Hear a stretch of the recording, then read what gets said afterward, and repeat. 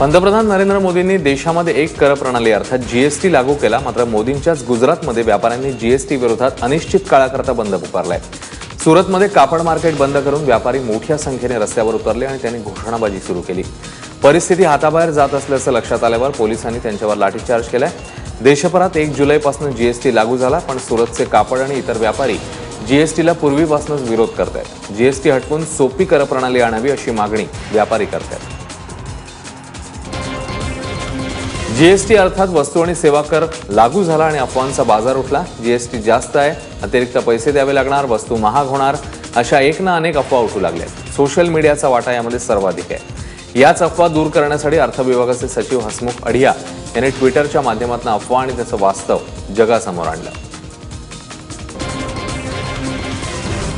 आपल्या वादग्रस्त वक्तव्यांसाठी प्रसिद्ध असलेले एमआयएमचे नेते अकबरुद्दीन ओवैसी यांनी पुन्हा एकदा पंतप्रधान नरेंद्र मोदी आणि विश्व हिंदू परिषदेविरोधात वादग्रस्त वक्तव्य केलंय।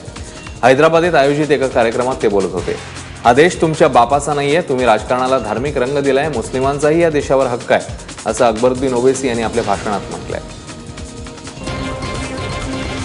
मुसलमानों के तबाही और बर्बादी के कानून ऐवानों में बनते हैं, ऐवान पार्लियामेंट, ऐवान असेंबली, ऐवान बल्दिया में बनते हैं। ऐ विश्व हिंदू परिषद वालों, ऐ बजरंग दल वालों, ऐ नरेंद्र मोदी, सुन ले, ये मुल्क तेरे बाप की जागीर नहीं है। इकडे जम्मू काश्मीरमधील पुलवामा येथे 2 दहशतवाद्यांना सुरक्षा दलांनी कंठस्नान घातले। सध्या परिसरात शोधमोहीम राबवली जाते। या चकमकीत एकूण 3 दहशतवाद्यांचा खात्मा करण्यात आलाय। पुलवामामधील बामनू इथे दहशतवादी लपून बसल्याची माहिती मिळाल्यावर सकाळपासूनच या भागात सुरक्षा दलांनी शोधमोहीम सुरू केली होती। सकाळी झालेल्या चकमकीत सुरक्षा दलांनी एका दहशतवाद्याचा खात्मा केला होता। या भागात आणखी 2 दहशतवादी लपून बसल्याचं समोर आल्यामुळे सैन्याच्या पथकाने परिसर पिंजून काढला। संध्याकाळी सुरक्षा दलांनी दोन्ही दहशतवाद्यांचा खात्मा केला। आंतरराष्ट्रीय दहशतवादी म्हणून अमेरिकेने घोषित केलेल्या सैद सलाउद्दीनने भारतात दहशतवादी हल्ले केल्याची कबुली दिली आहे।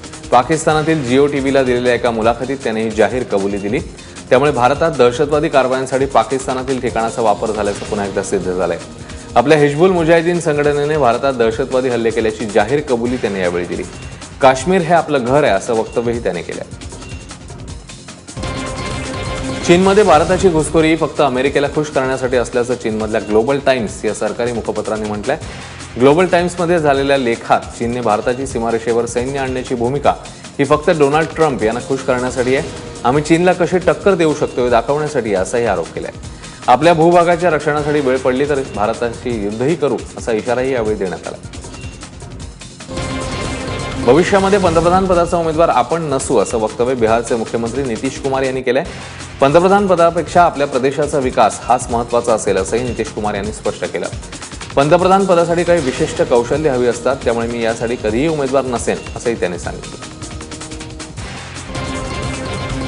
शेल अर्थात बनावट कंपन्यांद्वारे काळा पैसा जिरवणाऱ्यांभोवतीचा फास आवळण्यास मोदी सरकारने सुरुवात केली आहे। विशेष म्हणजे यामुळे काँग्रेस अध्यक्ष सोनिया गांधी, राहुल गांधी, छगन भुजबळ, राष्ट्रवादीचे आमदार रमेश कदम, लालू प्रसाद यादवांची मुलं, चिदंबरम यांचा मुलगा यांच्या अडचणी वाढणार। सोनिया आणि राहुल यांच्या यंग इंडिया कंपनीत कोलकाताच्या डोटेक्स कंपनीतनं 1 कोटी जमा झाल्याचं दिसून आलंय। डोटेक्स कंपनी काळ्याचं पांढरं करत असल्याची माहिती आहे। यासोबतच छगन भुजबळांनीही अशाच एका बनावट कंपनीद्वारे 46 कोटी रुपये घेतल्याचा आरोप आहे।